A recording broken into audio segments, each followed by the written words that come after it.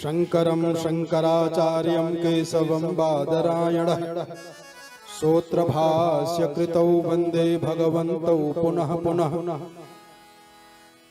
सुखदेव जी महाराज कहते हैं राजा परीक्षित से कि राजन, जब देवर्षि नारद ने अपने पिता ब्रह्मा जी को बुलाया, तत्र तत्र गगनतल उडपतिरिव विमाना वनिवल भृपथ ममर विरैरभिपूज्यमानः पथि पथि च वरूथ सह सिद्ध गंधर्व साध्य चारण मुनि गण रूप गीयमानो। कहा जगह जगह पर सिद्ध चारण गंधर्व एकत्रित होकर के ब्रह्मा जी की पूजा कर रहे हैं। जगह जगह पर ब्रह्मा जी की पूजा किए, बहुत सा सम्मान के साथ जब आए जहाँ यज्ञ का अनुष्ठान हो रहा था और प्रियव्रत यजमान बने हुए थे, नारद जी आचार्य बनकर के मंत्र दीक्षा देने वाले थे, ब्रह्मा जी पहुंच गए और ब्रह्मा जी ने प्रियव्रत को समझाया कि बेटा इतना कठिन व्रत तू क्यों कर रहा है? कहा भगवत प्राप्ति के लिए। तो कहा भगवान की प्राप्ति कैसे होगी तू जानता है?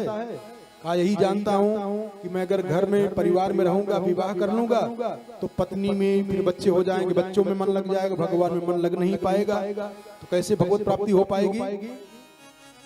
तो ब्रह्मा जी ने प्रियव्रत को समझाया कि बेटा सुन ध्यान दे करके, और हम आप लोगों को बता रहे हैं, सुन लीजिए वही प्रसंग। क्या ब्रह्मा जी ने प्रियव्रत से कहा कि निबोधताते दमृतम ब्रवीमि। बेटा तुझको मैं बहुत सुंदर बात बता दे रहा हूँ। मां सोयुतुम देवमर्हस्य प्रमेयम वयम भवस्ते तत एव महर्षिर वहाम सर्वे विवसायस्य दिष्टम। बेटा ये पूरे संसार के जितने प्राणी हैं सब भगवान के इशारा पर नाचते, सब उनकी कठपुतली के नाचने वाले कठपुतली हैं। कोई चाहे तपस्या से, कहा न तस्य कश्चे तपसा विद्यया वा। ध्यान देना, विधि के विधान को कोई बदल नहीं सकता है। कौन कह रहे हैं? ब्रह्मा जी बता रहे हैं प्रियव्रत को कि न तस्य कश्चे तपसा विद्यया वा न योग वीर्येण मनीषया वा। कोई तपस्या के द्वारा सोचे कि होनी को बदल दूं, कोई मंत्र के द्वारा सोचे कि होनी को बदल दूं, और कहा न योग वीर्येण मनीषया वा मय्वार्थ धर्मैः नैवार्थ धर्मैः परतः स्वतो वा। महाराज पूजा पाठ जब तक ये सब व्यर्थ है। कहा व्यर्थ नहीं है, ये अपना काम करेगा, ये आपको फल देगा, लेकिन जो पूर्व में कर्म किए हो, जो प्रारब्ध बन गया है, उसको तो भोगना ही पड़ेगा। जैसे कर्म तीन प्रकार का होता है, एक है क्रियमाण, दूसरा है संचित और तीसरा है प्रारब्ध। वही कर्म, जैसे भी जो कर्म कर रहे हो ये क्रियमाण है, इसका फल तुरंत मिल गया तो बढ़िया है, अगर नहीं मिल पाया 1 साल 2 साल 4 साल 10 साल के बाद मिल रहा है तो संचित किए हुए कर्म का फल है, वही संचित कहा जाएगा। और आपने मानो ज्यादा सत्कर्म कर दिया और आपके कुकर्म का जो परिणाम दुख है नहीं मिल पाया किसी कारण बस मान लो, तो अगले जन्म में मिलेगा, वो प्रारब्ध बन जाएगा, उसको तो भोगना ही भोगना है, कोई बचा नहीं पाएगा, पक्का है भोगना पड़ेगा।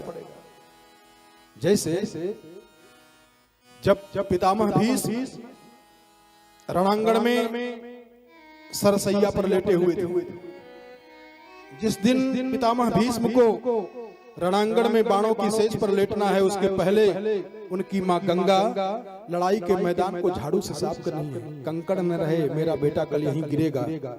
माता जी को पता नहीं कि बेटा बाणों की सेज पर लेटेगा। और आप सोचे दुर्योधन इतना पाप किया, थोड़ा सा मारा गया मर गया, लेकिन कितने दिन तक पितामह भीष्म बाणों की सेज पर पड़े रहे।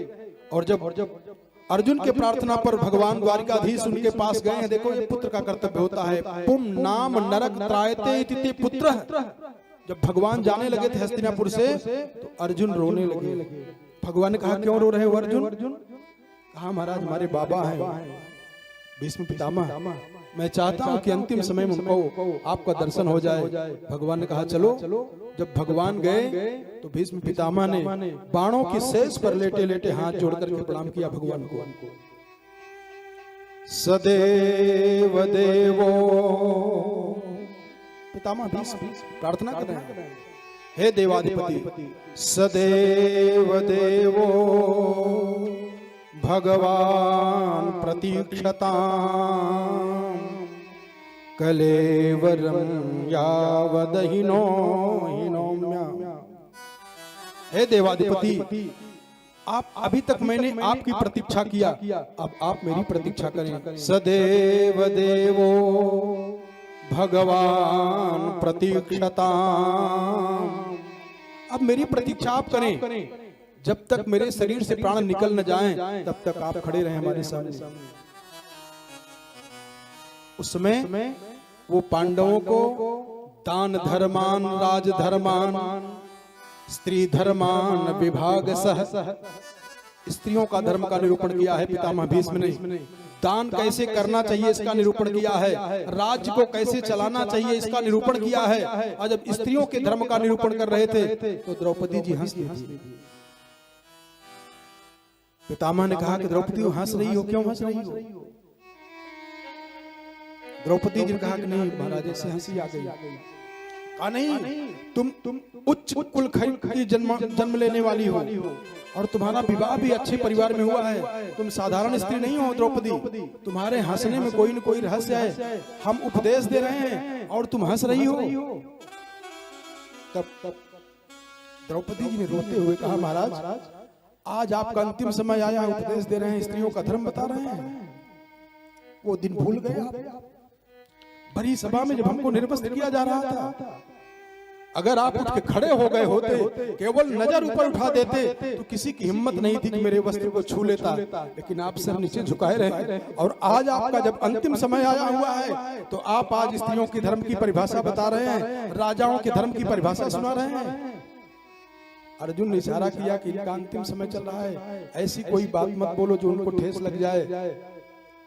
तब पितामह ने कहा कि द्रौपदी, मैं जानता हूं कि मैं खड़ा हो गया होता, तुम्हारे पास कोई नहीं जाता, लेकिन मैं क्यों नहीं खड़ा हुआ जानती हूं। देखो कई लोगों ने तर्क दिया है, वो आमिष भोजन करने वाला वृद्ध गिद्ध जटायु सड़ा हुआ मांस खाता है, लेकिन अंतिम समय में भगवान की गोद में गया है वो। और ये पितामह भीष्म हस्तिनापुर की रक्षा के लिए गंगा पुत्र हैं ये, इनको अंतिम समय में बाणों की सेज पर लेटना पड़ा है। ये दोनों में अंतर क्या है? वो वृद्ध गिद्ध जटायु सड़ा हुआ मांस खाता है, इसका भाग्य जरा देखिए, मरते समय भगवान की गोद में गया हुआ है, और पितामह भीष्म बाणों की सेज पर लेटे हुए हैं। क्या अंतर है? कुछ लोग तर्क देते हैं कि द्रौपदी रो रही थी, पितामह भीष्म बचाए नहीं, उसके पाप के कारण को बाणों की सेज पर लेटना पड़ा। और वो वृद्ध गिद्ध जटायु आमिष भोजन करने वाला, सड़ा हुआ मांस खाने वाला, भगवती भास्वती त्रिपुर सुंदरी राज राजेश्वरी जनक दुलारी, भारत की जो आराध्या है, भारत की जो संस्कृति है, उनका जब अपहरण कर रहा था दशकंधर, संसार में किसी की हिम्मत नहीं थी कि रावण के खिलाफ बोल दे, सोच ले।